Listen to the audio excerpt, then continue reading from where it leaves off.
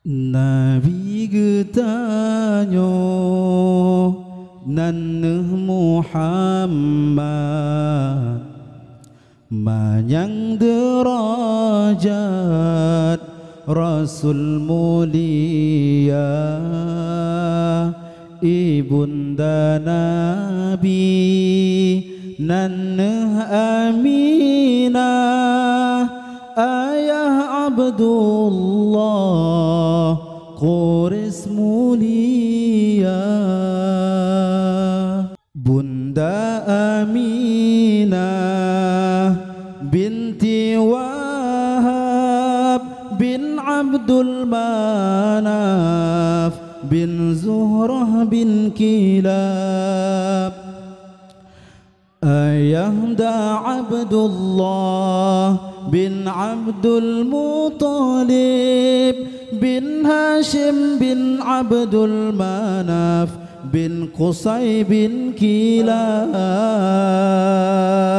bin Murrah bin Ka'ab bin Lu'ay bin Ghalib bin Fihrin bin Malik bin Nizar bin Kinana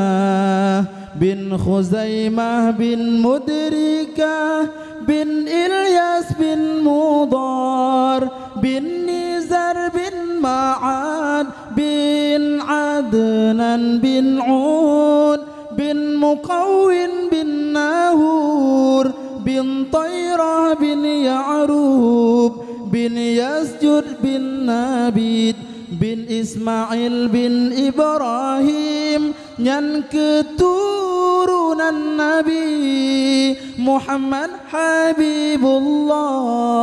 menasamat roba Nabi Ibrahim Khalilullah lahir di Nabi di Nanggro Mekah Nanggro Madinah kubu Maulana urasinanyan tanggai 12 nibatun gajah Rabiul Ula umur 2 bulan dalam kandungan ayah sayang netinggai dunia yatim lam kandung di Rasulullah kata li ayah lahir Maulana kamati apui majusi semah hancur dumpuna patung-patung berhala sampai leura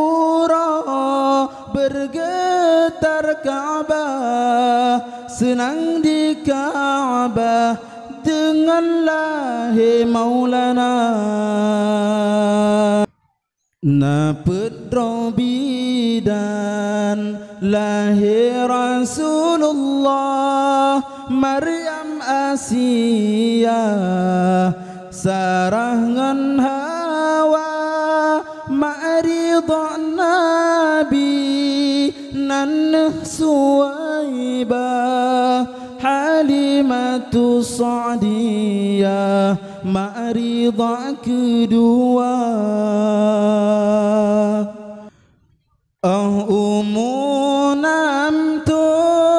di Rasulullah hendak Allah sakit di poma hana trem sakit wafat Aminah letan le ayah katan lompoma